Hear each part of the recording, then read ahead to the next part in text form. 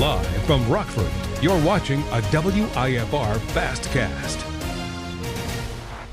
Good evening. Thank you for joining us for this Fastcast on this Tuesday. I'm Daniel Burbank. The Illinois State Police hope a tattoo will help identify the remains of a man who was found in a lake. On Sunday night, troopers say boaters found part of a human arm in Lake Mattoon, which is in Cumberland County.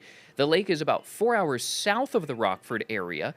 The arm has several tattoos, including a skeleton holding a Green Bay Packers helmet. Anyone who recognizes the tattoos or may have information is asked to contact ISP Zone 8 investigators. The phone number is 618-542-2400.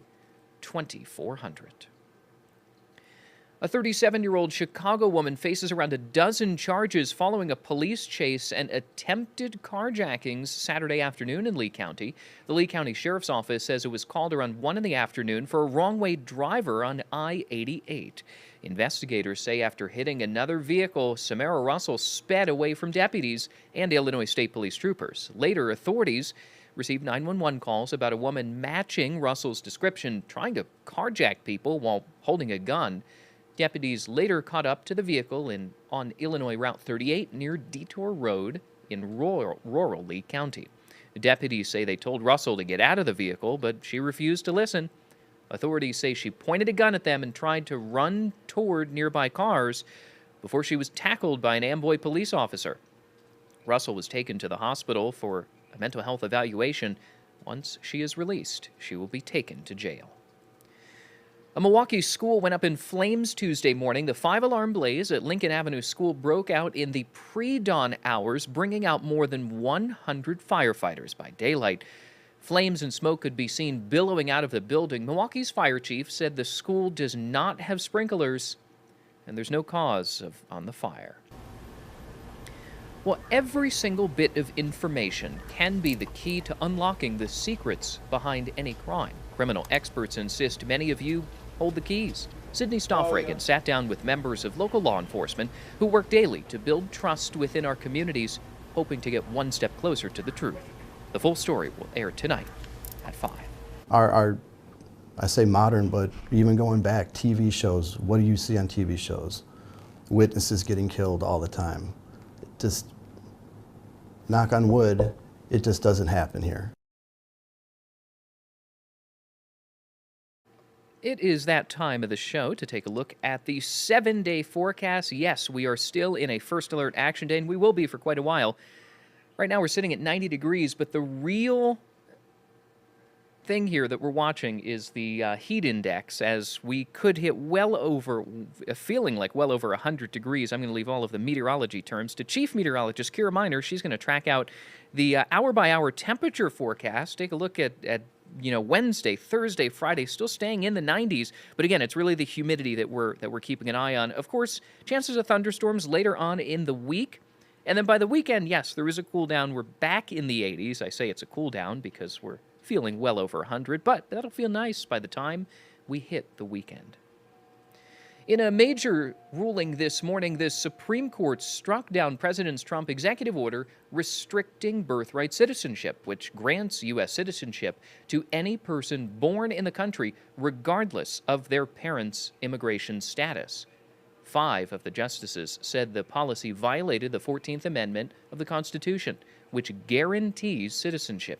Chief Justice John Roberts says the framers of the 14th Amendment extended that promise to every freeborn person in this land. We keep that promise. Justice Brett Kavanaugh says he believes the president's order violated federal law. What a majority of the court is saying is that Congress cannot go along with what President Trump tried to do by executive order on his first day. So it's foreclosing the ability of Congress to try and redefine birthright citizenship.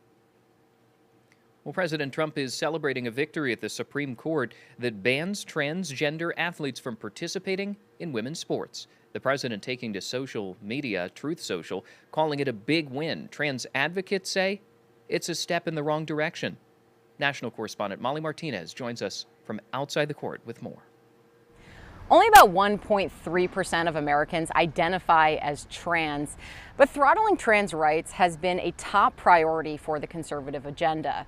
Tuesday's Supreme Court decision dealing a major blow to trans rights nationwide. Yeah, that sounds like the right result. That's common sense and I think what we expected. Speaker of the House Mike Johnson among those celebrating SCOTUS's decision to ban transgender athletes from participating in female sports. The sentiment echoed outside the court. I am feeling ecstatic, feeling so affirmed as a female athlete who's been fighting for this issue alongside Concerned Women for America. The decision considered 2 cases out of West Virginia and Idaho. Justice Brett Kavanaugh writing the majority opinion, saying, consistent with Title IX and the Equal Protection Clause, we hold that the states may maintain women's and girls' sports for biological females. They may determine eligibility for women and girls' sports based on biological sex.